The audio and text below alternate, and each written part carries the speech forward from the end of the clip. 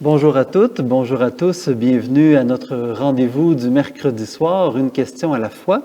Cette semaine, on se pose des questions d'une certaine gravité, si vous me permettez l'expression. Nous allons parler notamment du suicide assisté, qu'on appelle dans le langage populaire ici au Québec l'aide médicale à mourir. Nous allons aborder des questions autour de tout cela et principalement cette question-là à travers des questions qui sont d'actualité et une question qui nous a été posée également par des gens là, qui sont en ligne. Mais avant de commencer, je tiens à dire que l'enregistrement d'aujourd'hui est un peu particulier en ce sens où on n'est pas en direct. Vous savez, hein, il y a les normes et les mesures politiques là, entourant la gestion de la crise sanitaire. Et puis, ce qui fait que le soir, on ne peut plus sortir, il faut être chez nous avant 20 heures. Et comme les enregistrements ne sont pas chez moi, hein, vous le voyez, on est dans un petit studio à la paroisse Précieux Sang à Sherbrooke. Alors, à ce moment-là, ben, on a enregistré lundi. Au moment où je vous parle, on est lundi après-midi. Il fait moins 20 dehors, c'est pas chaud. Donc, si vous écrivez, il y a de fortes chances que je ne réagisse pas à vos propos puisque c'est pré-enregistré. Alors, ce sera un peu différent de ce qu'on a l'habitude où il y a un petit peu d'interaction. Mais si c'est possible, j'essaierai de répondre en ligne, j'essaierai d'écouter les vidéos en même temps que vous. Alors, prenons quelques instants pour nous intérioriser et puis entrons dans la profondeur de notre sujet, la peine de vivre ou le droit de mourir. Au nom du Père, du Fils et du Saint-Esprit. Amen. Seigneur Jésus, tu es le vivant à jamais, celui qui est ressuscité. Tu as connu la réalité de la mort et tu l'as traversée. Depuis ta résurrection, la mort n'a plus le dernier mot sur la vie humaine. Aujourd'hui, nous nous apprêtons à méditer ensemble, à réfléchir, à prier également sur ce sujet délicat du moment où nous sommes appelés à mourir, de ceux qui prennent des décisions de devancer le temps, de ceux qui sont pris de souffrances difficiles et qui envisagent de mettre un terme de manière définitive à ces souffrances. Merci de remplir notre cœur ce soir de compassion, de bienveillance. Éloigne de nous toute pensée de jugement. Aide-nous à entrer dans la compréhension, la miséricorde, la tendresse, puisque devant ces mystères de souffrance et de mort, c'est ce que nous avons le plus besoin. Savoir que nous ne sommes pas seuls, que quelqu'un de bienveillant veille sur nous, veille avec nous. Et nous nous confions à ta mère, Marie, qui a marché avec toi et qui était présente jusqu'au pied de la croix et qui a gardé son cœur dans l'espérance, elle qui était debout au pied de cette croix, elle autour de qui les apôtres étaient réunis au moment où tout le monde était découragé, au moment où elle était au Cénacle, au moment où tu t'es révélé comme ressuscité. Réjouis-toi, Marie, comblée de grâce, le Seigneur est avec toi. Tu es bénie entre toutes les femmes, et Jésus, le fruit de tes entrailles, est béni. Sainte Marie, Mère de Dieu, prie pour nous pécheurs, maintenant et à l'heure de notre mort. Amen. Au nom du Père, du Fils et du Saint-Esprit. Amen.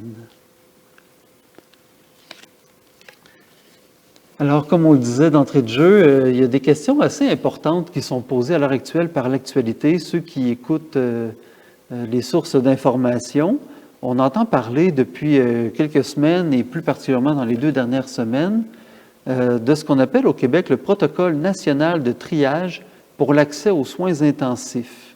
Alors, c'est un protocole qui donne des directives aux infirmiers, infirmières qui sont au triage, aux médecins, aux responsables de département, pour savoir comment agir lorsqu'il y a une surcharge du système pour déterminer qui on soigne en premier, qui on soigne en deuxième, qui on ne soigne pas. C'est des questions qui peuvent être assez lourdes de conséquences et on s'entend presque comme si on était dans un temps de guerre.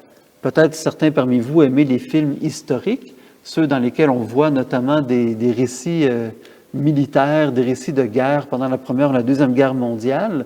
J'ai en tête des images où, après un gros bombardement sur une ville, les gens sont envoyés dans ce qui reste de l'hôpital et puis on est débordé, évidemment, on n'a pas tout ce qu'il faut. Et il y a quelqu'un qui est là puis qui va faire une marque sur les personnes en disant, ben cette personne-là, on peut la soigner, cette personne-là, on va adoucir ses souffrances avec une dose de morphine, cette personne-là, on ne peut plus rien faire pour elle. Et c'est dramatique et ce qu'on entend, c'est qu'on s'approche d'une situation similaire à ça avec la surcharge du système de santé. Bon, première chose, comme chrétiens, ça nous invite à prier pour nos dirigeants politiques, mais aussi pour les dirigeants qui ont à s'occuper de gérer des hôpitaux, des résidences de personnes âgées, parce que avoir à prendre des décisions pour savoir qui peut, qui ne peut pas accéder aux soins, c'est lourd de conséquences et ça ne veut pas dire que les gens vont bien vivre avec leurs décisions tout le temps. Alors prions pour la paix dans notre société, d'abord, un premier geste de chrétien. On entend aussi parler que la loi qui entoure le suicide assisté, qu'on appelle ici l'aide médicale à mourir, connaît des élargissements et qui donne accès à cette réalité-là à des personnes dont la mort n'est pas nécessairement ou prévisible, raisonnablement prévisible. C'était une des causes lorsque la loi sur l'aide médicale à mourir a été passée, de dire que pour que quelqu'un puisse accéder à l'aide médicale à mourir, au suicide assisté, eh bien, il faut qu'on puisse dire, ben oui, cette personne-là, c'est clair qu'il n'y a pas de retour possible. Eh bien là, depuis quelques semaines, quelques mois même, les lois sont en train de changer. Il y a des choses qui ont déjà évolué à différents endroits. Où est-ce que ce n'est plus juste quelqu'un, puis juste, on s'entend, je mets des guillemets, parce que c'est un sujet qui est très délicat, mais autrefois, c'était réservé strictement aux personnes dont on savait que dans le mois ou le 2 mois ou le 3 mois qui suivaient, c'était sûr que la personne allait mourir. Alors, on donnait des médicaments pour aider la personne à s'endormir dans la paix puis à mourir. Eh bien là, maintenant, selon beaucoup de raisons, avec bien des cases à cocher, c'est pas aussi simple que je vais le dire. Je le dis d'avance, je simplifie un peu trop, mais c'est juste pour dire que, avec différentes raisons, c'est possible que des gens qui n'ont pas forcément de souffrance qui conduisent à une mort imminente, proche, peuvent demander quand même l'aide médicale à mourir. Par exemple, quelqu'un qui aurait des soucis au niveau psychologique, dépression profonde, des gens qui ont des souffrances morales, des gens qui ont des troubles au niveau de la santé mentale, des gens qui ont des souffrances physiques, mais qui ne conduisent pas forcément à la mort. Donc, tout ça finit par avoir des portes d'accès, des possibilités, et ça pose question. Au point où il y a des gens qui nous ont posé des questions, mais comment on fait comme chrétien pour poser un regard juste sur ça? Est-ce que c'est correct? Est-ce que c'est pas correct? Ce n'est pas forcément parce que les choses sont légales, c'est-à-dire que c'est permis par la loi, que c'est forcément moral. Donc, acceptable pour le cœur, pour l'âme. Quelque chose qui est bon pour notre développement humain, psychique, spirituel également. Alors, comment s'y retrouver là-dedans? On entend des personnes d'un certain âge, ou des gens qui sont très souffrants, ou encore des personnes dont la santé mentale est fragilisée, qui se posent une question très, très, très sérieuse. Est-ce que c'est un devoir de citoyen, et il y a même des gens qui se demandent, est-ce que c'est un devoir de chrétien que de refuser des soins et éventuellement mourir pour permettre à des personnes qui ont de l'air soit plus jeunes, plus en santé ou plus saines, de recevoir des traitements et de vivre? Quel regard un chrétien peut poser sur ces situations-là?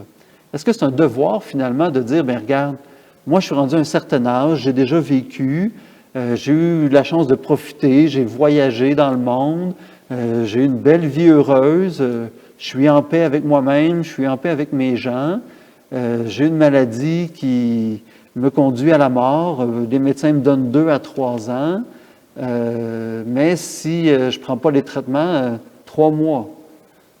Est-ce que je prends les traitements ou pas? il y a plusieurs raisons qui font qu'on peut les prendre ou pas, mais il y a des gens qui se posent la question, avec toutes ces lois-là, avec la surcharge du système de santé, est-ce que c'est une manière d'être charitable, de dire, moi je vais passer mon tour pour les soins, ça va permettre à quelqu'un d'autre de les avoir, et de s'en aller vers la mort comme ça. Alors vous comprenez que c'est très délicat. Alors comment on approche de ces questions-là ce soir ensemble?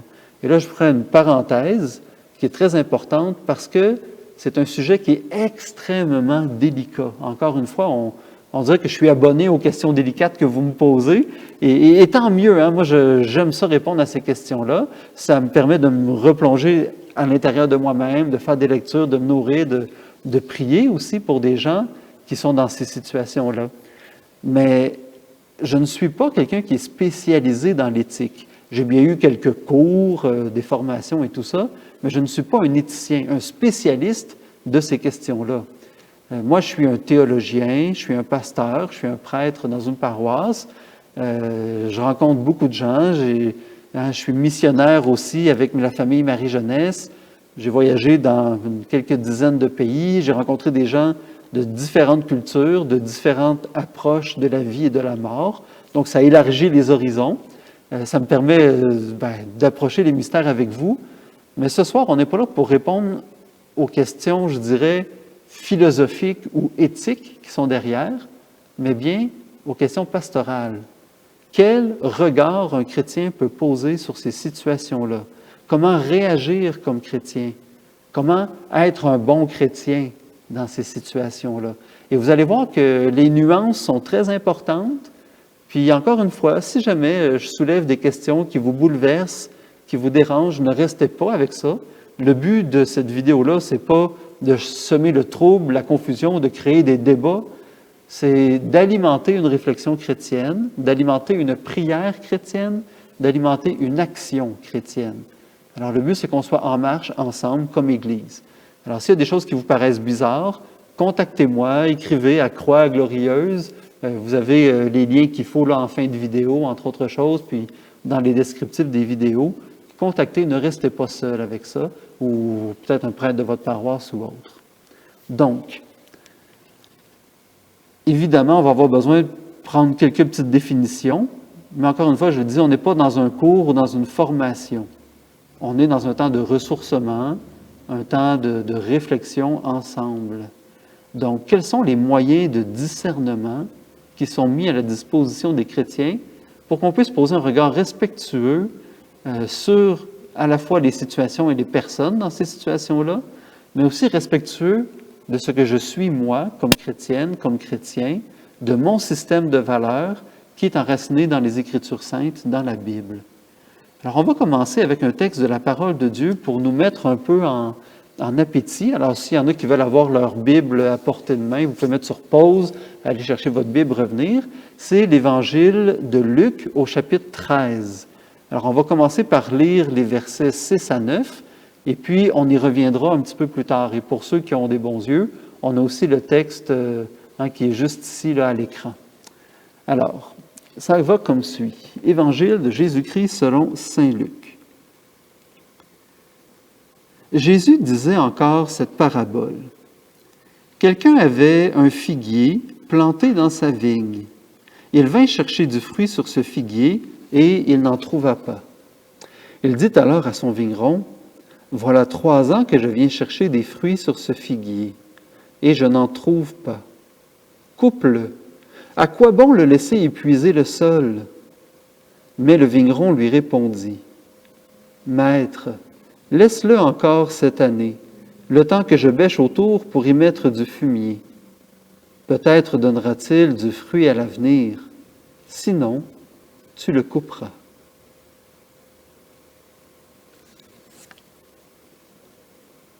Alors, cette parabole sur le figuier, je trouve qu'elle était une belle manière d'entrer déjà dans un premier regard chrétien sur comment réagir devant ces situations-là, ces questionnements importants.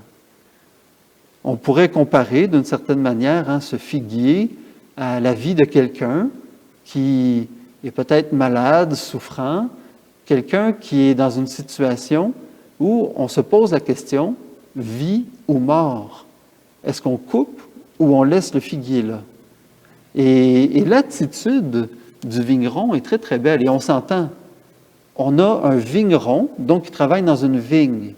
Une vigne, ce n'est pas des figuiers. Une vigne, c'est des raisins. Alors, on a un arbre qui n'a pas du tout rapport dans le décor, qui n'apporte pas les fruits qu'on attend de ce lieu-là. Et en plus, il n'en donne pas de fruits tout court. Il épuise le sol, donc il met peut-être en péril l'ensemble de la vigne, le bien commun. Et c'est la grande question qui se pose derrière la question de qui on priorise dans les soins. Le bien commun ou le bien de la personne, le bien personnel ou le bien de tous. Déjà, comme chrétien, une chose qui est bonne à savoir, c'est que ce ne sont pas deux réalités qui s'opposent, mais qui se complètent lorsqu'on se situe dans une pensée, dans un agir chrétien.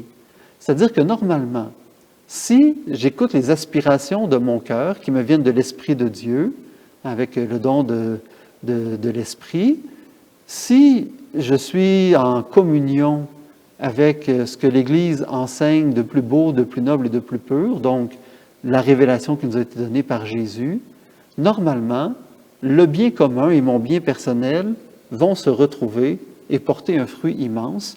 J'en serai bénéficiaire comme les gens autour de moi.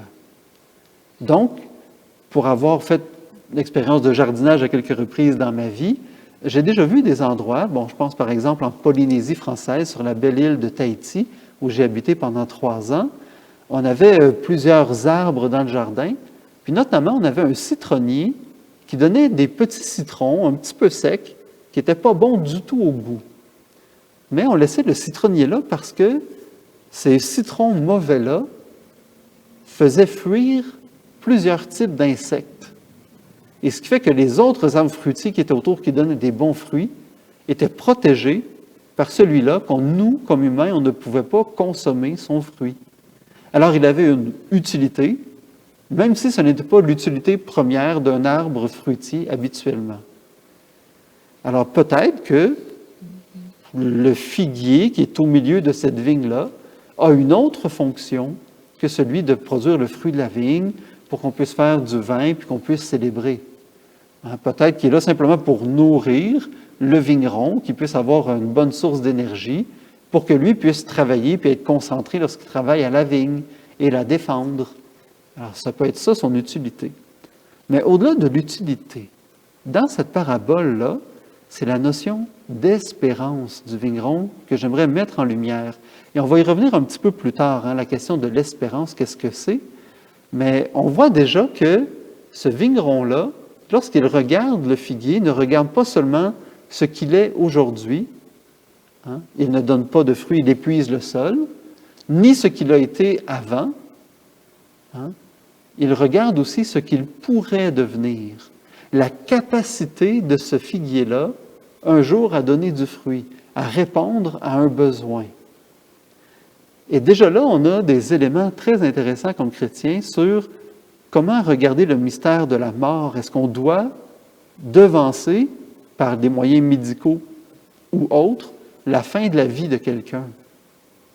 Eh bien, lorsqu'on regarde seulement le passé de quelqu'un, on peut avoir un jugement qui peut être parfois dur, ou, même s'il est optimiste, un jugement restreint. Un jugement dur, par exemple, on entend des gens qui sont partisans, par exemple, de la peine capitale ou la peine de mort. Cette personne-là a fait beaucoup de mal autour d'elle, c'est un danger, il y a des risques de récidive, il y a une surpopulation dans les prisons, alors on va l'envoyer à une injection létale, c'est-à-dire qu'on va lui faire une injection pour causer sa mort, ou la chaise électrique ou autre truc qui existe comme ça. Alors on regarde des situations et on enferme la personne dans son passé en disant « cette personne-là ne pourra pas changer, il y a trop de risques, alors on élimine le risque en éliminant la personne. » C'est radical. On peut poser un regard positif sur la vie de quelqu'un, mais garder l'esprit fermé aussi. Comme on le disait tout à l'heure, mais cette personne-là est rendue à un âge très avancé, Elle a eu le temps de vivre amplement. Ça fait des années qu'elle est à la retraite. Elle a pu en profiter aussi. Aujourd'hui, elle a une maladie particulière où elle a besoin d'une opération parce que sinon, il y a des risques de complications ou de mort. Il y a quelqu'un d'autre qui pourrait en profiter, qui est plus jeune, qui pourrait apporter de l'argent à la société, qui pourrait apporter toutes sortes de choses. Elle a vécu, c'était beau, c'était extraordinaire, mais son temps est fini. Voyons, on ne regarde que le passé. Quand on regarde le présent comme chrétien, on peut voir ce qui est, rendre grâce, s'émerveiller, mais le danger, c'est que lorsqu'on tombe dans des situations de souffrance et qu'on reste à cette souffrance-là, on oublie tout le reste. Et ça, ce n'est pas une invention de ma part. Hein? Posez la question à n'importe quel psychologue ou même à n'importe quelle personne qui a déjà souffert un peu beaucoup dans sa vie. Lorsqu'on est dans des périodes de souffrance, c'est beaucoup plus difficile de se rappeler, de faire mémoire de ce qui est beau dans notre vie, de ce qui va bien, des gens qui nous aiment.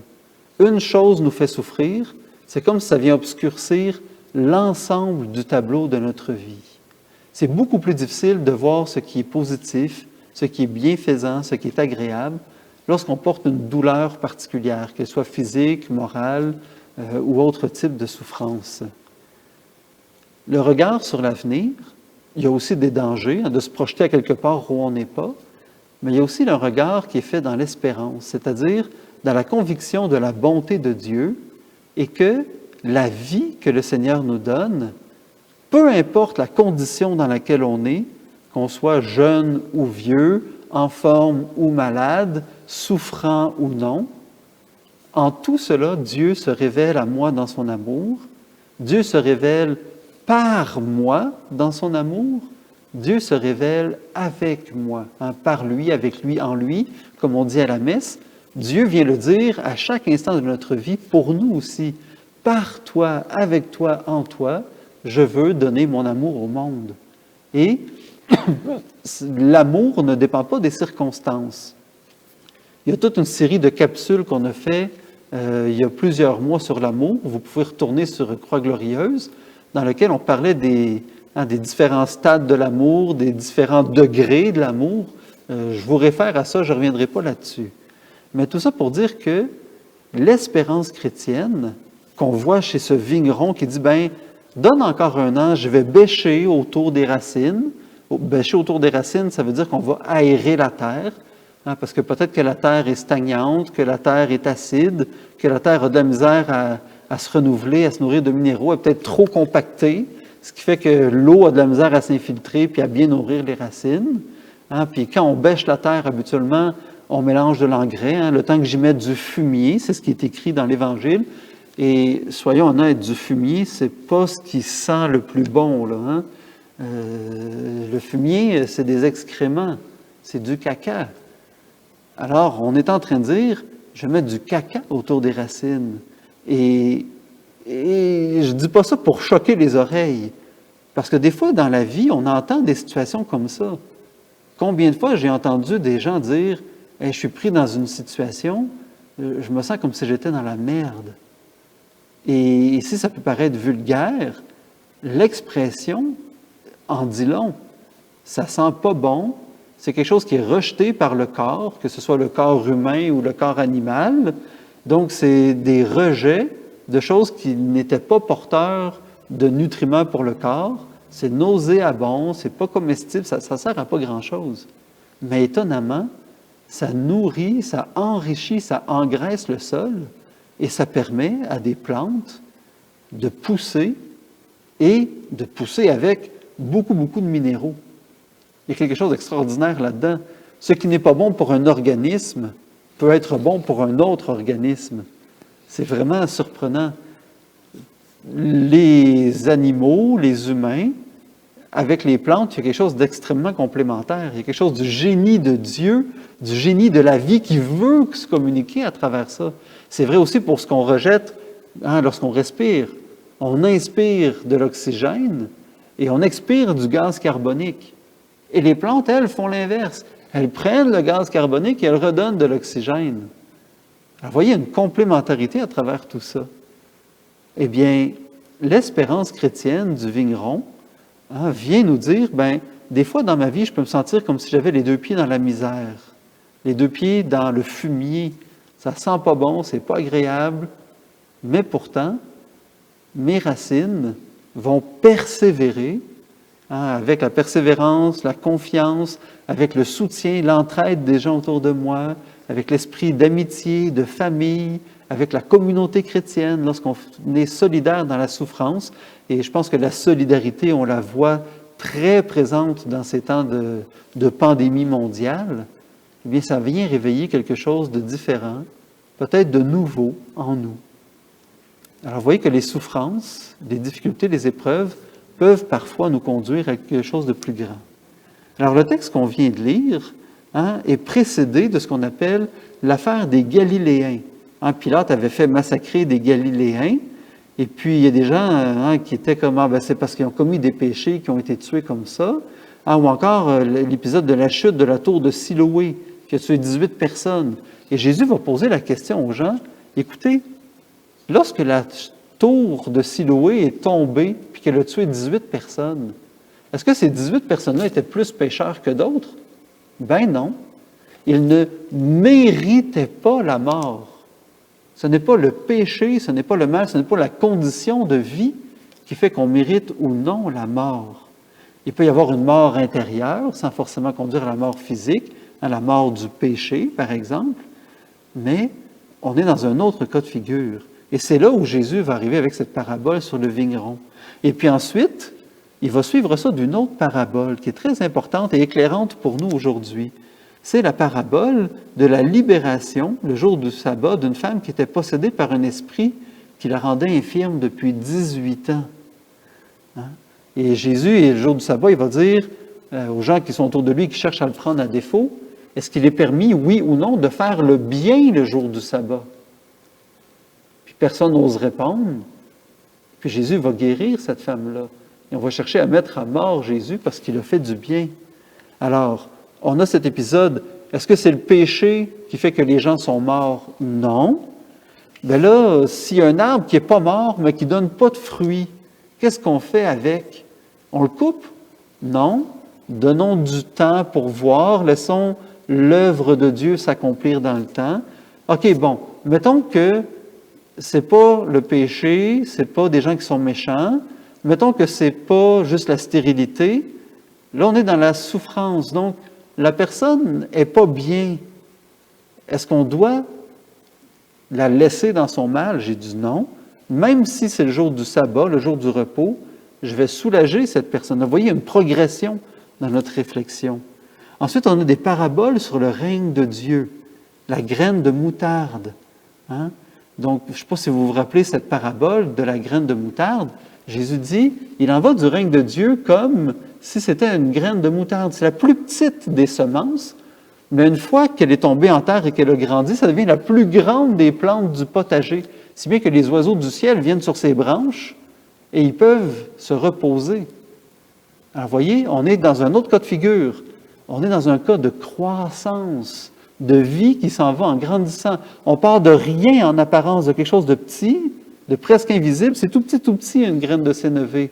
Et ça peut devenir quelque chose de grandiose, mais ça prend du temps, de la patience, de l'entretien, des soins.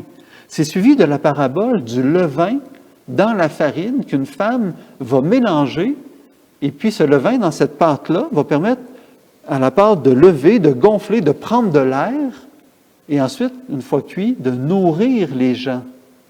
Jésus va dire, il en va du royaume de Dieu comme du levain qu'une femme va mettre dans de la farine et mélanger à la pâte. Ce pain qui lève devient comestible et vient donner des forces. Alors, on se rend compte que des fois, on est rapide à juger des choses en restant que dans le passé ou dans le présent, mais c'est possible comme chrétien de jeter un regard d'avenir dans la mesure où ce n'est pas deviner l'avenir, mais de laisser un espace à la providence de Dieu d'agir. Comme on ne voit pas la différence entre la poudre de levain et la poudre de farine, mais si on n'en met pas dans la farine, c'est clair qu'on va avoir une brique de pain plutôt qu'un bon pain moelleux, chaud et nourrissant. Eh bien, c'est pareil des fois pour les souffrances, les épreuves, la maladie. Ça peut être des moments extraordinaires si on est bien accompagné.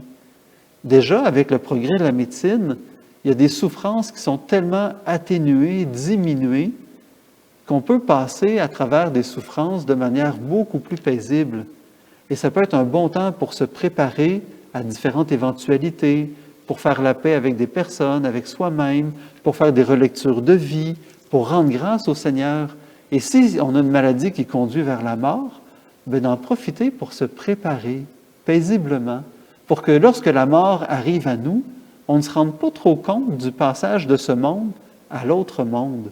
Comme on le prie dans « Je vous salue Marie », prie pour nous Marie maintenant, et à l'heure de notre mort, alors que Marie m'accompagne dans ce chemin-là. Ça peut être un beau moment d'intimité profonde, d'intimité transformante avec les réalités invisibles, comme le levain, comme la graine de sénévé. Alors, vous voyez qu'il y a toute une progression dans le discours de Jésus. Quelqu'un qui est mauvais, qui, aux yeux du monde ou de certaines personnes, mériterait la mort, non, on ne donne pas la mort. Ah, mais quelqu'un qui apporte rien à la société, non, on ne donne pas la mort. Mais quelqu'un qui est malade, qui souffre, est-ce qu'on lui donne la mort? Jésus dit non, on ne donne pas la mort. Et Jésus amène à penser plus large, plus grand, plus loin, en disant, laissons-nous surprendre par ce qui peut grandir. Le royaume de Dieu, et remarquez, prenez votre Bible, là, parcourez toutes les paraboles sur le royaume de Dieu. Il n'est jamais question de choses qui sont statiques. C'est toujours quelque chose qui grossit, qui grandit, qui évolue. Le royaume, c'est comme un filet de pêche. Quand on lance, un filet de pêche, si vous avez déjà vu comment ça fonctionne, c'est une petite boule, on la lance, elle se déploie pour rassembler, pour ramener. Le royaume est comme un négociant de perles fines. Il vend tout ce qu'il a pour acheter la perle qui a la plus grande valeur. Alors, c'est toujours des choses qui impliquent un mouvement, une transformation. Le royaume de Dieu, c'est vivant, c'est actif, c'est dynamique. Et la pensée chrétienne nous conduit à avoir ce regard d'espérance qui fait qu'il n'y a aucune situation qui peut être un cul-de-sac, une voie sans issue, où est-ce qu'il n'y a rien qui peut arriver. Dieu n'est jamais à court de ressources. Nous sommes souvent, nous, limités dans notre imagination de fils et de filles de Dieu. Jésus disait un jour, « Jusqu'à présent, vous n'avez rien demandé. Demandez, vous recevrez. Frappez, on vous ouvrira. » C'est une mesure bien pleine, tassée, débordante que vous allez recevoir. Et on va la verser dans votre tablier, pas juste dans vos mains. Là. Prenez votre tablier, on va en mettre. C'est la générosité, la surabondance de Dieu. Bon, là, j'en entends qui sont en train de se dire, oui, mais là, Francis, c'est bien beau ce que tu dis, mais c'est pas toujours beau puis facile, puis il n'y a pas toujours des belles conclusions à la maladie, à la souffrance. Et c'est vrai. Et j'aimerais continuer là où on est rendu dans l'Évangile. On a lu ensemble, en Luc 13, la partie sur le grain de... Bon, ça y est, je suis en train de me perdre, c'est pas drôle ça. On vient de lire sur le vigneron. On a parlé de tout ce qu'il y a entre. Puis là, on est rendu au verset 31 jusqu'au verset 35. Et je vous invite à le lire avec moi. À ce moment-là, quelques pharisiens s'approchèrent de Jésus pour lui dire, « Pars, va-t'en d'ici, Hérode veut te tuer. » Il leur répliqua, « Allez dire à ce renard, voici que j'expulse les démons et je fais des guérisons aujourd'hui et demain et le troisième jour, j'arriverai au terme. Mais il me faut continuer ma route aujourd'hui, demain et le jour suivant, car il ne convient pas qu'un prophète périsse en dehors de Jérusalem. Jérusalem, Jérusalem, toi qui tues les prophètes et qui lapides ceux qui te sont envoyés, combien de fois ai-je voulu rassembler tes enfants comme la poule rassemble ses poussins sous ses ailes, et vous n'avez pas voulu. Voici que votre temple est abandonné à vous-même. Je vous le déclare, vous ne me verrez plus jusqu'à ce que vienne le jour où vous direz, « Béni soit celui qui vient au nom du Seigneur. » Alors, on voit déjà deux choses très importantes dans ce texte-là. Le premier, c'est que c'est pas parce qu'on a la foi, qu'on croit en Dieu, ou même dans ce cas-ci, qu'on est Dieu, Jésus est Dieu, ce n'est pas pour ça que tout, selon les apparences, termine bien. Il n'y a pas toujours de fin heureuse comme dans les films de Walt Disney. Ils vécurent heureux, ils eurent beaucoup d'enfants, puis ça y est, c'est la fête au château. Tout est rétabli. Le royaume qui était sous la glace, il y a maintenant des nouveaux printemps, des nouveaux étés et tout ça. Tout ce qui était rendu sans couleur, sans saveur, retrouve ses couleurs et ses saveurs et ses odeurs et ça devient extraordinaire. La vie chrétienne, ce n'est pas un conte de fées. Et Jésus n'est pas là non plus pour dire qu'il faut repousser la mort à tout prix. La mort arrive dans la vie humaine et c'est naturel. Ça fait partie du cycle de notre réalité, de notre condition. Il y a une vie éternelle, bien entendu, mais ça passe par une première mort. C'est une mort qui est inévitable. On va tous y passer. Et Jésus est conscient et lucide. Oui, c'est vrai, ça s'en vient. Mais j'ai encore quelque chose à accomplir. Donne-moi encore une journée, 2 journées, 3 journées, et ensuite j'arriverai à Jérusalem. Est-ce que Jésus est en train de dire qu'il va se suicider? On vient lui dire, sauve-toi, sauve-toi, Hérode veut te tuer. Et Jésus lui dit, je m'en vais à Jérusalem. Pas tout de suite, mais j'y vais. Est-ce que ça veut dire que Jésus veut s'enlever la vie? Il est tellement découragé de nous qu'il dit, bon, je pense que je vais aller là-bas, je vais me faire tuer, ça va être fini, plus de problème, plus de tracas. Ça n'a aucun sens, on le sait très bien. Jésus n'est pas dans une dynamique de suicide, parce qu'il ne s'enlève pas la vie, il ne choisit pas quelque chose pour qu'on lui ôte la vie. Jésus a un regard d'espérance. Son désir, c'est que Hérode ne se laisse pas aller à une folie meurtrière. Il a espérance, confiance dans ce qu'il y a de plus beau dans le cœur humain. Il a espérance que ce n'est pas une fatalité que de faire le mal, que de choisir la mort. Et, un peu comme lorsqu'il va dire, si quelqu'un te gifle sur une joue, présente-lui encore l'autre. Il n'est pas en train de dire, laissez-vous frapper. Non, il est en train de dire, c'est pas parce que quelqu'un t'a frappé une fois qu'il faut l'enfermer dans son péché, dans son geste. Donne une chance à l'autre de changer, de se convertir, de revenir à son cœur profond d'enfant de Dieu. Alors lorsque Jésus dit, va dire à ce renard, ce filou-là, oui, je vais arriver, mais il y a peut-être une chance qu'il fasse du chemin d'ici là. Et Jésus, c'est drôle, il se présente comme une poule, et on sait que les renards mangent les poules. Il se présente comme une poule bienveillante, une poule qui veut rassembler ses petits. Donc, c'est un cœur qui bat pour ses enfants. Jésus ne va pas au-devant de Pilate pour le braver, pour le ridiculiser, pour le confronter. Jésus avance à Jérusalem dans un souci de bienveillance envers ceux qui lui ont été confiés par le Père. Il veut que la vie soit propagée, soit préservée. Est-ce que ça veut dire que c'est la volonté de Dieu le Père que Jésus souffre et meure? Non. Ce n'est pas la mort et la souffrance de Jésus en croix qui nous sauvent. Ce qui nous sauve, c'est l'amour de Jésus pour le Père et l'amour du Père pour Jésus dans lequel nous sommes englobés. Replaçons-nous à Gethsémani quelques instants. Jésus dit quelque chose de très important. « Père, si c'est possible, que cette coupe passe loin de moi. Je n'ai pas envie de cela. Mais Seigneur, je veux bien accorder ma volonté à la tienne. Et je sais que ta volonté, c'est que tous soient un, comme toi et moi, nous sommes un. » Et ça, Jésus le dit quelques versets plus tôt, Jean 16, si ma mémoire est bonne. Ce qui fait la joie du Père, c'est que nous soyons un. Père, qu'il soit un comme toi et moi, nous sommes un, afin que le monde croie que c'est toi qui m'as envoyé. C'est le grand désir de Jésus. Il veut rassembler, comme la poule. Eh bien, Jésus veut accomplir la volonté de Dieu. Et cette volonté, ce n'est pas de se dérober devant les hommes, mais c'est de témoigner que Dieu est amour, bienveillance, que Dieu prend soin de ses enfants. Ce n'est pas d'aller sur la croix. Jésus espère que les gens vont réaliser, OK, c'est peut-être un peu intense. Le gars, il parle d'amour, il parle de bonté, de paix. OK, ça vient contrecarrer nos plans des fois un petit peu, mais de là à le tuer, pas sûr. Alors Jésus a quand même cette espérance chrétienne-là.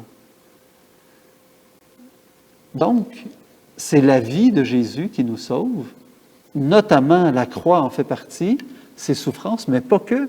Ces moments d'amitié avec les apôtres, les moments où il est assis sur le bord du puits, qui puisent de l'eau, qui font des blagues ensemble, les moments où ils sont en route et puis qui sont émerveillés devant les décors, les paysages, les moments où Jésus est à table avec des gens et qui parle de la pluie et du beau temps, mais qui parle aussi du cœur de chacun. Tous ces moments-là font partie de ce qui nous sauve. C'est par toute sa vie que le Christ est sauveur. Ça se manifeste d'une manière peut-être plus impressionnante au moment de la croix, mais ce n'est pas que là que ça se passe. De même que Marie, c'est par toute sa vie aux côtés du Christ, et pas seulement au pied de la croix, qu'elle participe au salut de l'humanité. Et de même, pour nous, ce n'est pas seulement dans la souffrance que nous participons, mais la souffrance est un des lieux où on peut participer à l'amour de Dieu, où on peut témoigner de l'amour de Dieu aux autres. Je le rappelle encore, l'essentiel, c'est Dieu qui veut se communiquer par moi, avec moi, en moi. Il le fait dans mon histoire, il le fait présentement, bien malgré moi, et mon espérance est qu'il va continuer à le faire dans les jours et les semaines et les mois et les années de vie qui me restent si Dieu me donne vie. Donc, Jésus vient soulager la souffrance. Il vient la traverser avec nous. Il vient lui donner sens. Ce n'est donc pas les faits, les choses qu'il fait qui sont importantes, mais la manière de vivre de Jésus dans ces choses-là, d'être en communion avec le Père, d'être en vérité avec lui-même, avec ce qui l'anime au plus profond de lui-même. Et c'est ça qu'il nous enseigne. Il ne nous enseigne pas à marcher en sandales comme il a marché en sandales. Il ne nous enseigne pas à manger du pain sans levain comme il a mangé du pain sans levain.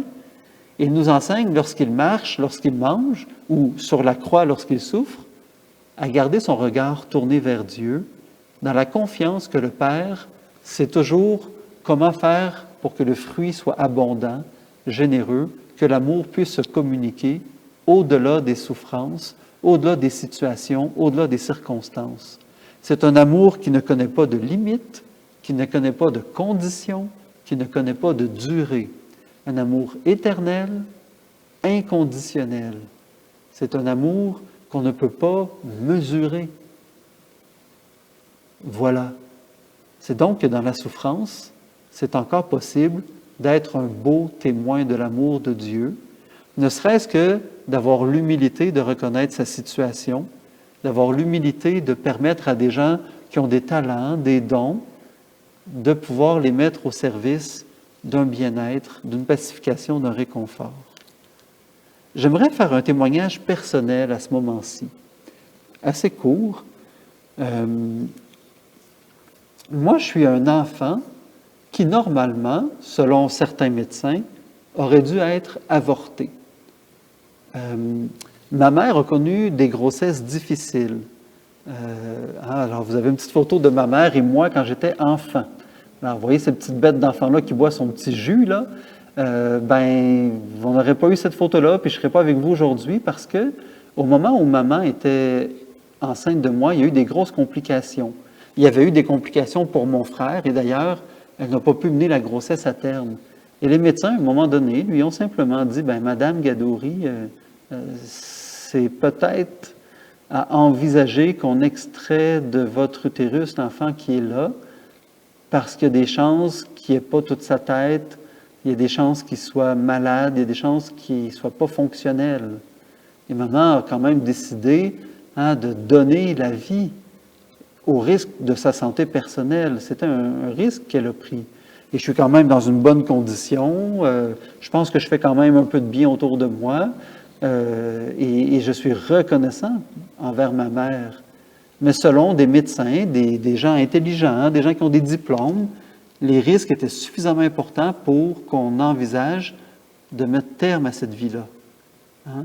Puis j'ai eu la chance d'avoir un papa, un grand-papa, qui ont veillé sur moi aussi et qui ont été des exemples. Hein. Sur la photo que vous voyez là, je suis encore tout petit, hein, avec mon père et mon grand-père. Et mon grand-père qui est là a vécu jusqu'à 95 ans.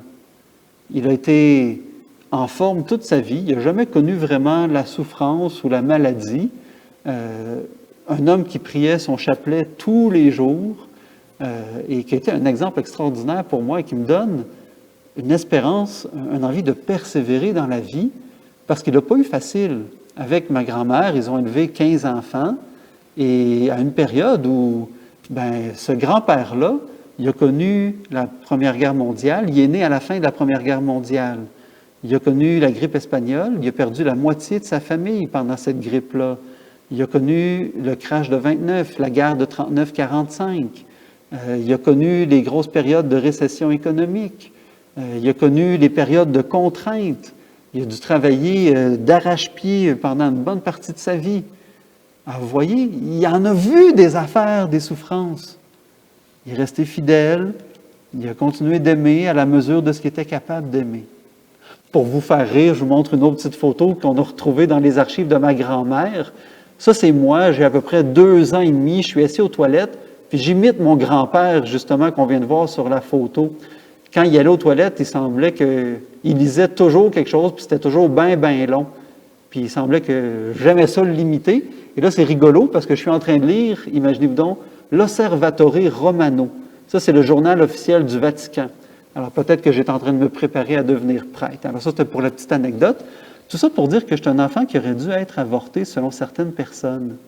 Ma mère, dans sa foi, dans son espérance, et mon père aussi, ont choisi de croire que ça pouvait être beau ce qui s'en vient, et que si j'étais malade, si j'avais un handicap, qu'il soit physique, intellectuel, psychique, ils allaient prendre soin de moi à la mesure de leur capacité. Et aujourd'hui, je suis là. Évidemment, tous les témoignages ne terminent pas bien comme ça. Je repense à Éric, le frère de Geneviève. C'est un jeune homme qui avait un handicap intellectuel qualifié de lourd. Hein? Il avait un âge intellectuel très limité, un enfant de peut-être 3, 4 ans, 5 ans tout au plus. Mais c'était un adulte physiquement. Hein? Il a vécu jusqu'à pas loin de la trentaine. Et il avait besoin de soins constants. C'était comme un bébé dans un corps d'adulte. Et les parents de Geneviève, les frères et sœurs de Geneviève et Geneviève ont tellement aimé Éric. Ils se sont tellement sentis aimés de lui. Et c'était pas facile. Il y a des jours où ils étaient épuisés, où ils étaient fatigués, où ils auraient voulu se reposer. Mais Éric était un bébé pendant 25 ans de sa vie. Alors il a fallu en prendre soin. Mais ça a donné lieu à une histoire de famille extraordinaire. Ça a donné lieu à des moments d'euphorie, de joie, des moments de communion aussi, des moments d'inquiétude qui ont soudé la famille, des moments de prière aussi qui ont été d'une profondeur que peut-être vous et moi, on ne connaîtra jamais si on ne connaît pas ce genre de situation-là. Alors, vous voyez, le Seigneur fait porter du fruit à toutes sortes de figuiers. Hein? Le Seigneur permet de porter du fruit là où on ne s'attend pas à en avoir. Et c'est ça, l'espérance chrétienne. J'aimerais vous parler de l'espérance. On en parle depuis le début. Hein?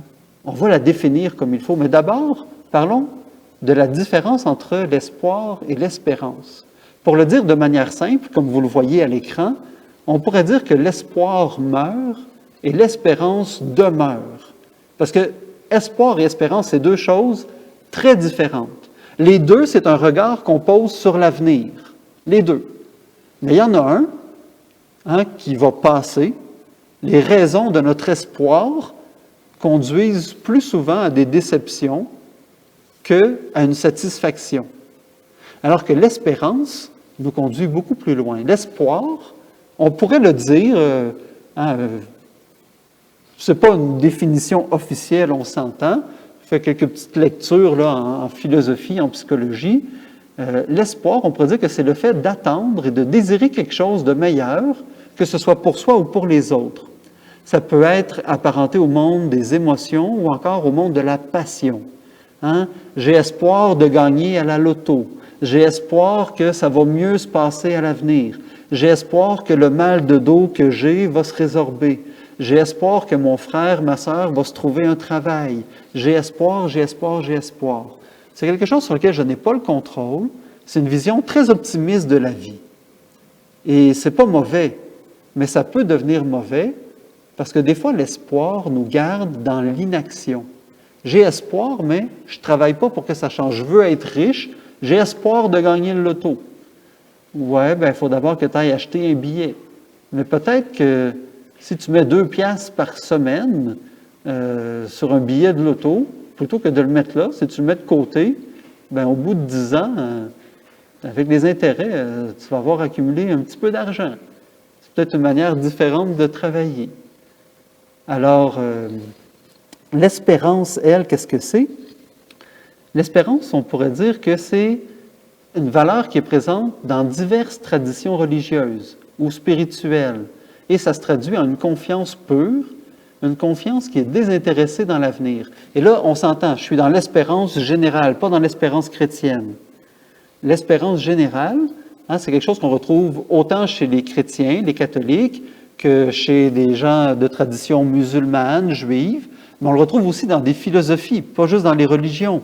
La philosophie bouddhiste, par exemple, il y a une forme d'espérance qui existe. Elle est très différente de l'espérance chrétienne. Donc, l'espérance, c'est relié à ce qu'on appelle au transcendantal, quelque chose qui nous élève vers les réalités invisibles et sur lequel on n'a pas de contrôle, sinon que d'adhérer avec une foi, une conviction profonde qu'il y a de la bienveillance qui va s'exprimer. L'expérience chrétienne, la particularité, c'est que c'est une vertu qu'on dit théologale. La foi, l'espérance et la charité sont 3 vertus qui nous viennent de Dieu et qui nous permettent d'aller à Dieu de manière privilégiée. Donc l'espérance, c'est la vertu qui nous dit Dieu et qui nous conduit à Dieu, par laquelle le chrétien adhère à Dieu et Dieu comme la fin suprême de l'homme. C'est-à-dire que j'ai été créé par Dieu et pour Dieu, je suis sorti de Dieu et je retourne vers Dieu, comme on le voit au début du chapitre 13 de l'Évangile de Jean. Jésus, sachant que son heure était venue, sachant qu'il vient du Père et qu'il retourne vers le Père, se lève de table, enlève son vêtement, il se noue un autre vêtement à la taille, il remplit une bassine, il va laver les pieds de ses disciples.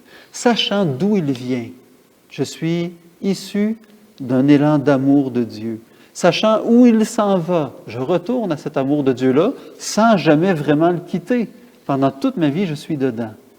Donc, l'espérance chrétienne, Dieu, fin suprême de l'homme, pour obtenir la grâce divine et l'éternelle union à Dieu. C'est-à-dire que l'espérance chrétienne, c'est fondé sur la certitude de foi dans la parole de Dieu en la personne de Jésus. Jésus m'a dit que Dieu est amour, paix, bienveillance, vérité, que Dieu est la vie, et j'y crois. Et c'est pas j'y crois dans le sens que je vais le dire à gauche, à droite. J'y crois au point où j'assume par tout mon être, par toute ma manière d'être, ma manière de voir, de penser, d'agir, que Dieu est bon, Dieu est aimable, que Dieu m'a créé fondamentalement bon, qu'il a créé toute personne fondamentalement bonne, que la création est fondamentalement bonne. Oui, le péché peut intervenir à travers tout ça. Oui, le péché peut venir entacher la vision de beauté de Dieu, de beauté de sa création, de la beauté que je suis. Mais fondamentalement, tout est bon et voulu de Dieu. À travers tout cela, ce qu'on découvre, c'est que l'espérance chrétienne nous permet d'entrer dans un rapport différent au monde. Et lorsqu'il est question d'aide médicale à mourir, suicide assisté, lorsqu'il est question de soulager la souffrance, de mettre fin à la vie de quelqu'un de manière choisie, délibérée, eh bien, c'est un manque d'espérance. C'est un manque de conviction chrétienne. Et je ne suis pas en train de lancer la pierre, de lapider. On s'entend qu'il y a des souffrances qui peuvent mettre un voile devant les yeux, et je parle des yeux du cœur, qui fait qu'on n'arrive plus à espérer, qu'on est dans la désespérance. Et je ne peux pas dire qu'on choisit le suicide véritablement. C'est fort probablement plus un état dans lequel on finit par être plongé, où est-ce qu'on n'arrive plus à poser un regard d'espérance ni sur l'avenir, ni sur le présent, et qui fait qu'on en vient à ne voir qu'une seule issue. On est beaucoup plus victime de la désespérance. Ce n'est pas un choix qu'on fait. Et c'est pour ça que c'est important comme chrétienne, comme chrétien, d'être des sommeurs d'espérance, des témoins d'espérance. C'est pour ça que c'est important le témoignage chrétien, de dire à temps et à contre-temps comment la vie est belle, est bonne, comment à travers ce qu'on vit de beau et de moins beau en apparence, Dieu vient se manifester. J'ai eu un accident de voiture le 24 décembre en me rendant à la messe de minuit. On s'entend que ce n'est pas agréable. J'ai eu des blessures mineures, internes, rien extérieur. Ma main est avec moi, c'est un petit peu plus compliqué, mais elle s'en sort quand même bien. Mais ce n'est pas l'idéal. Dans les scans qu'ils ont faits, ils ont découvert différents soucis de santé chez ma mère qu'ils n'auraient jamais vus s'il n'y avait pas eu cet accident-là, parce qu'il n'y avait pas de douleur ou de souffrance, et qui permettent de traiter certaines réalités et qui auraient pu mettre fin à ces jours. Et là, je ne suis pas en train de dire que Dieu a permis qu'il y ait un accident pour que maman soit diagnostiquée. Dieu n'utilise pas ces moyens-là. Dieu n'envoie pas des choses comme ça. Mais lorsque des choses comme ça arrivent, Dieu peut en profiter pour dire, tiens, je vais ajouter une lumière dans ce médecin-là pour lui demander tel test plutôt que tel autre test. Je vais l'inspirer, je vais lui suggérer. Libre à lui d'être attentif ou non à cette suggestion-là. Et moi, j'ai été très bien entouré. Il y a eu beaucoup de solidarité. Il y a beaucoup de gens qui m'ont offert de venir porter des repas chez moi. Puis c'est difficile. Moi, je suis aidant naturel de ma mère. Elle a des difficultés de motricité.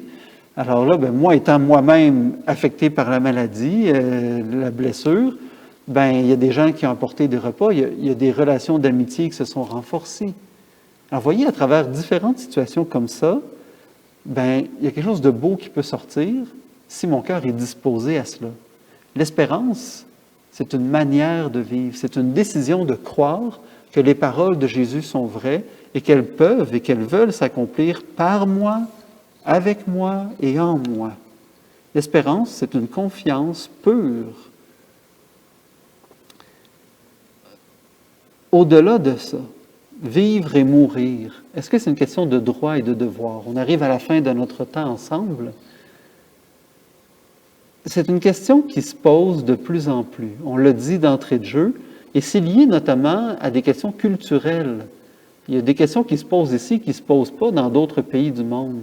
On est dans une culture qui est particulièrement axée sur la performance et sur le résultat. Je produis une action.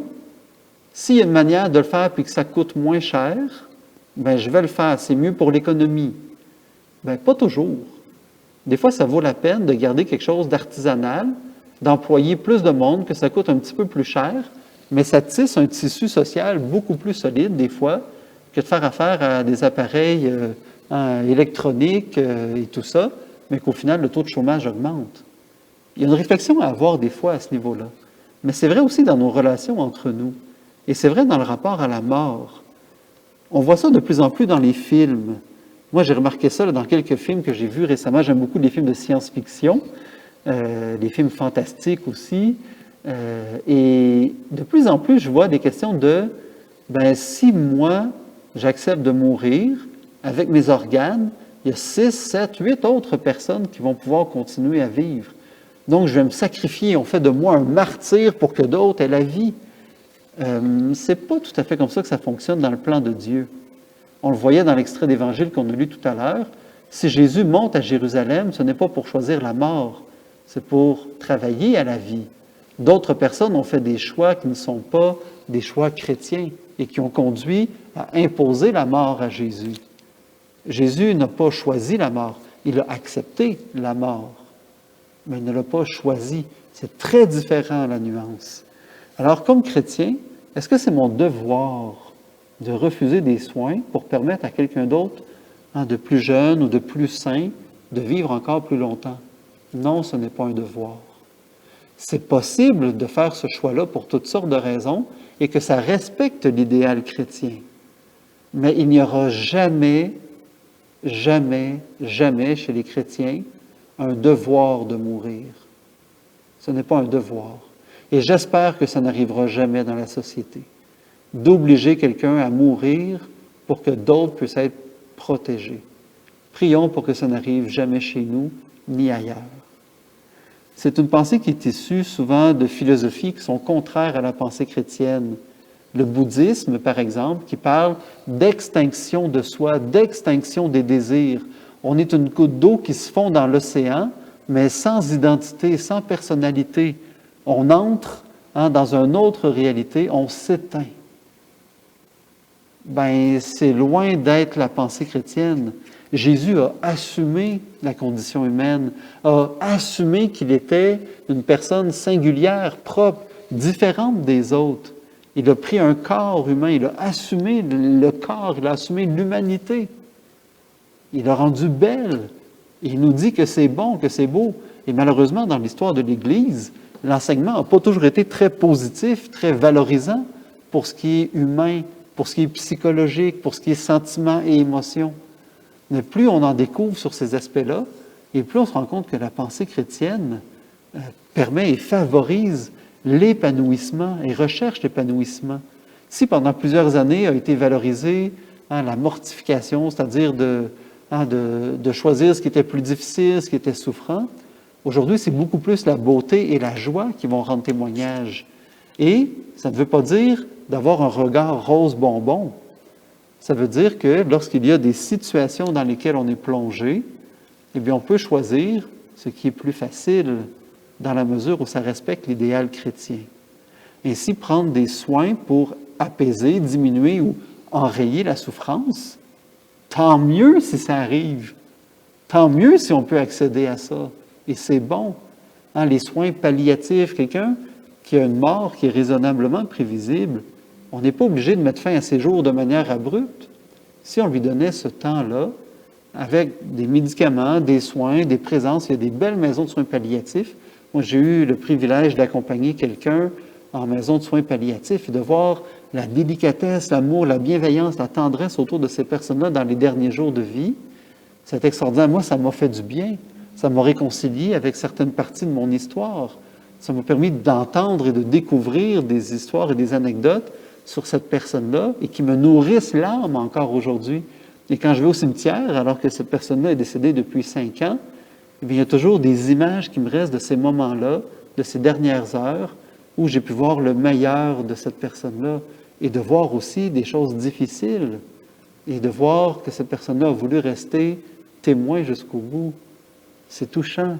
Donc, c'est l'espérance que jusqu'à la dernière minute, il puisse y avoir une action de la personne, une action de Dieu, une rencontre qui puisse donner du fruit qui demeure.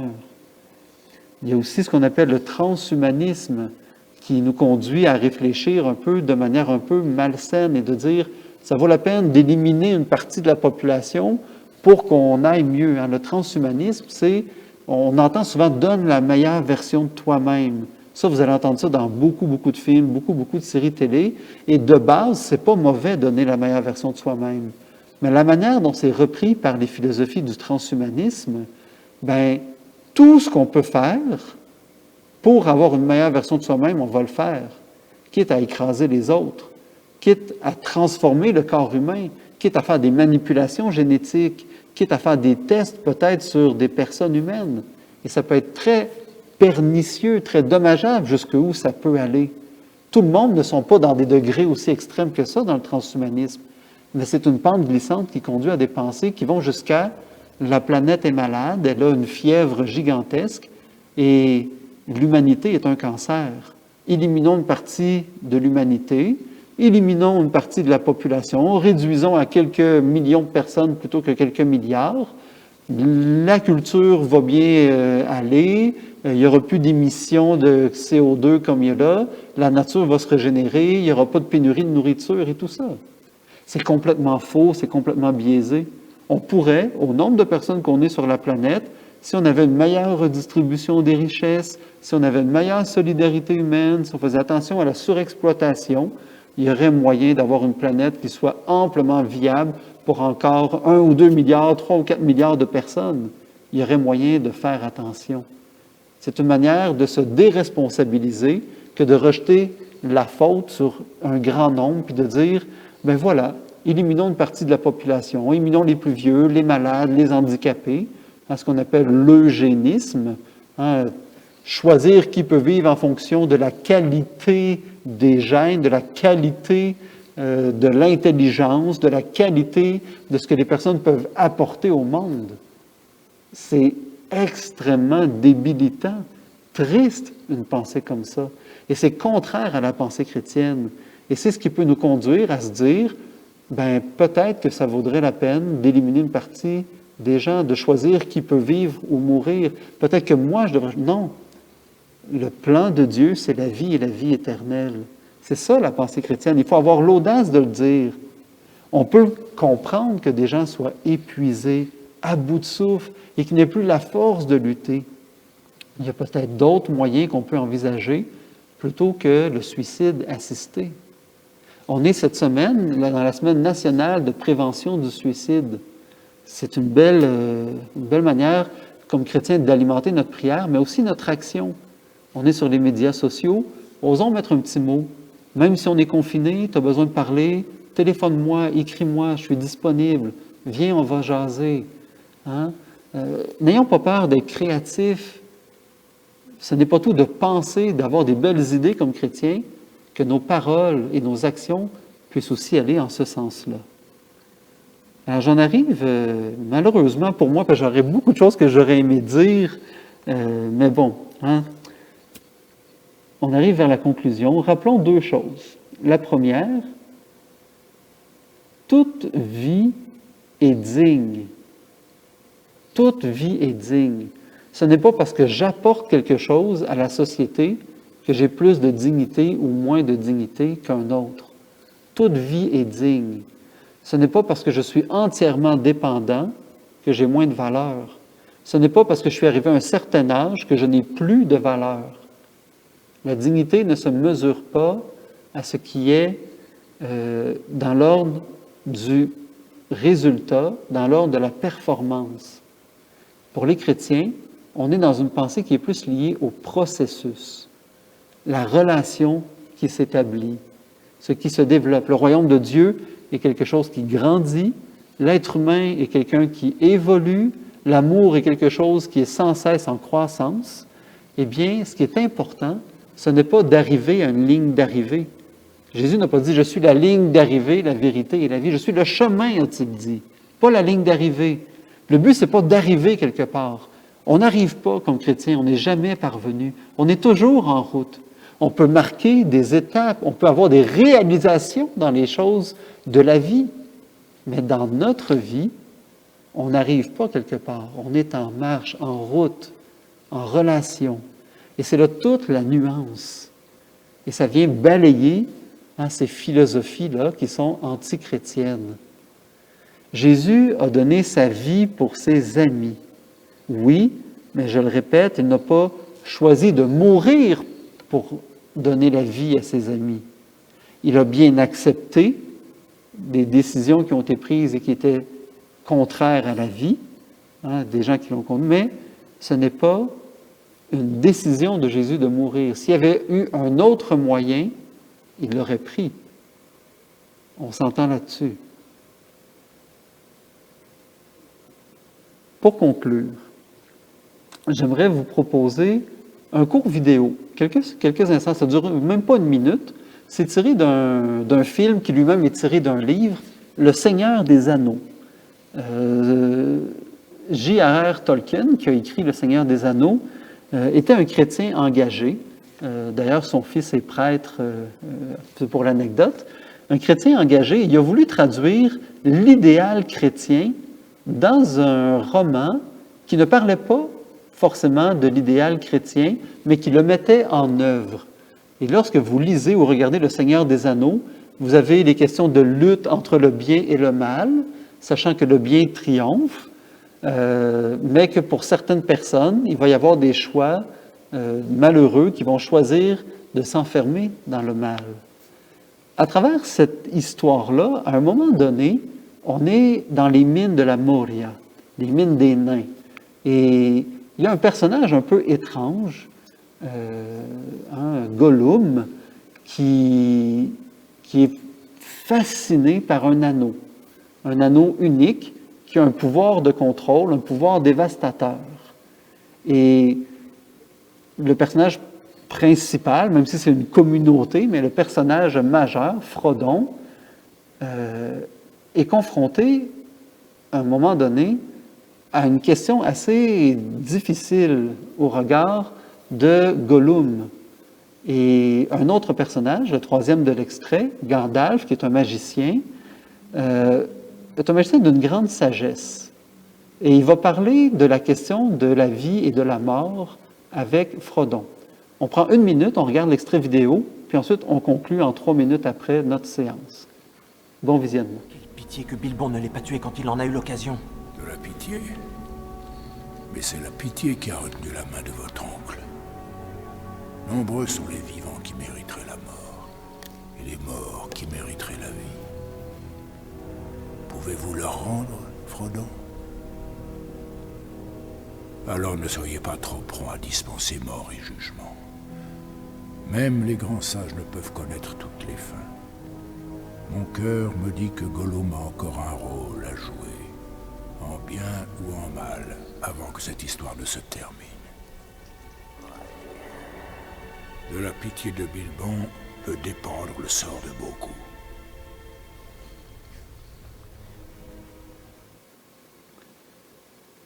C'est percutant quand même comme réflexion. Je reprends. Gandalf va dire à Frodon, « Nombreux sont les vivants qui mériteraient la mort et les morts qui mériteraient la vie. » Et il va questionner Frodon. « Pouvez-vous leur rendre la vie, Frodon? » Et il répond non. « Alors, ne soyez pas trop prompt à dispenser mort et jugement. » Est-ce que tu as le pouvoir de rendre la vie à quelqu'un? Non. Alors pourquoi tu lui enlèverais si tu ne peux pas lui remettre?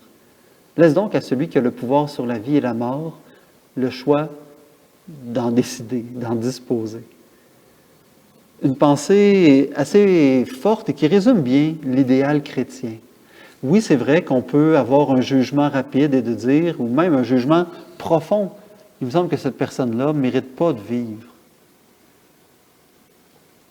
Je termine avec cette histoire qui m'est arrivée un jour. J'étais dans un rassemblement, un prédicateur, le Père Daniel Ange, pour ceux qui le connaissent, parlait de l'amour de Dieu. Il expliquait que pour qu'un être vivant existe, il faut que Dieu pense à cette personne et dise le nom de cette personne-là. Hein, Dieu dit, et ce qu'il dit existe. La parole de Dieu est performative, elle produit ce qu'elle dit. Alors pour que moi je sois présentement en vidéo avec vous et qu'on puisse me filmer, c'est qu'en ce moment, Dieu pense à moi avec une infinie bienveillance, un amour profond, et qu'il me crée par sa parole. Il me nomme d'une certaine manière. Il me permet d'exister. Et là, le Père Daniel Ange, on était dans une grande église, il y avait plein de monde. À l'époque, on avait le droit d'être tassés les uns sur les autres. Il y avait tellement plus de place dans l'église qu'on était assis par terre dans les marches, les jeunes. Et puis là, il me regarde. Moi, j'étais juste à côté de lui pendant qu'il parle. Puis j'étais un gars qui était très, très, très timide. Il dit, « Alors, toi, comment t'appelles-tu? » Francis. « Francis, pour que tu vives, Dieu doit te dire à quel point il t'aime. » Et puis là, le Père Daniel Ange met ses mains sur ma tête, il se met à appuyer très fortement, puis là, ma tête rentre dans mes épaules, puis il dit, « Imagine Dieu qui te dit, « Francis, je t'aime, vis Francis, amour pour Francis, vis pour Francis. » Et là, moi, je suis là en dessous, et tout le monde dans l'église rigole, quoi. Et le soir, j'étais dans ma chambre à repenser à ce qui m'était arrivé, et j'ai eu une pensée particulière. Quelque part, dans une prison, dans le monde, il y a quelqu'un qui est peut-être le pire criminel que la terre ait porté. Il a commis des abominations, meurtres, viols, violences. Il a conduit beaucoup de gens à la souffrance, à la tristesse. Il a peut-être fait des meurtres de masse, je ne le sais pas. Il a peut-être conduit des gens dans la drogue. Il a détruit des vies, des familles, des populations. Mais cette personne-là, actuellement, elle est vivante, elle existe. Ça veut dire que cette personne-là, en ce moment-là, Dieu est en train de poser ses mains sur elle, comme le Père Daniel Ange le faisait sur moi, et Dieu est en train de dire à cette personne-là, « Je t'aime, vie pour toi, amour pour toi. Hey, c'est fort ce que je suis en train de dire. Dieu ne perd pas espérance jusqu'à la dernière fraction de seconde pour une personne. Que tu sois la pire personne dans tes yeux, que la personne devant toi soit la pire personne qui puisse exister, elle a encore une valeur et une dignité aux yeux de Dieu. Si elle existe, c'est parce que Dieu lui donne l'existence. Qui sommes-nous alors pour l'enlever? Nombreux sont les vivants qui mériteraient la mort et les morts qui mériteraient la vie. Pouvez-vous leur rendre, Frodon? Alors ne soyez pas trop prompt à dispenser mort et jugement. Même les grands sages ne peuvent connaître toutes les fins. Demandons au Seigneur la voie de la sagesse, la voie de son Esprit Saint. J'espère que je n'ai pas trop bousculé, j'espère que ça répond aux questions qui ont été posées. N'hésitez pas à écrire, peut-être que d'autres vont répondre pendant le chat. J'essaierai de répondre en écrivant pendant la rediffusion. Comme on le disait, c'était préenregistré. S'il y a des gens qui sont bouleversés, s'il y a des choses qui remontent et que vous avez envie d'en parler, parlez-en. Ne restez pas seul. Si vous souffrez physiquement, moralement, spirituellement, ne restez pas seul. Si vous avez besoin de dire, trouvez une oreille attentive, téléphonez quelqu'un, prenez rendez-vous. Ne faites pas juste donner des signes, demandez clairement. N'ayez pas peur, il n'y a rien de honteux, rien de gênant à porter des souffrances, peu importe d'où elles viennent. Dieu aime chacun d'entre nous, Dieu t'aime. Il pose ses mains sur toi maintenant. Il te dit vie à toi, bonheur à toi, amour pour toi, en toi, avec toi. Il n'est jamais trop tard. Alors, j'espère que ça a répondu à différentes questions. Confions-nous à la miséricorde du Seigneur. Seigneur, nous venons de passer une grosse heure et quart ensemble, un sujet délicat. Merci de répandre en nos cœurs cette culture de la vie, cette culture de la beauté. Renouvelle en nous l'espérance. Et Seigneur, nous ne te demandons pas de nous la donner, puisqu'elle est au cœur de tout être humain. Ce n'est pas une option qu'on peut prendre ou non. Elle est donnée au moment où tu façonnes notre âme, notre identité. Peut-être certaines personnes parmi nous ou dans notre entourage, à cause de leur histoire, ont plus de difficultés à vivre de cette vertu d'espérance. Merci de renouveler notre monde maintenant par la puissance de ton amour.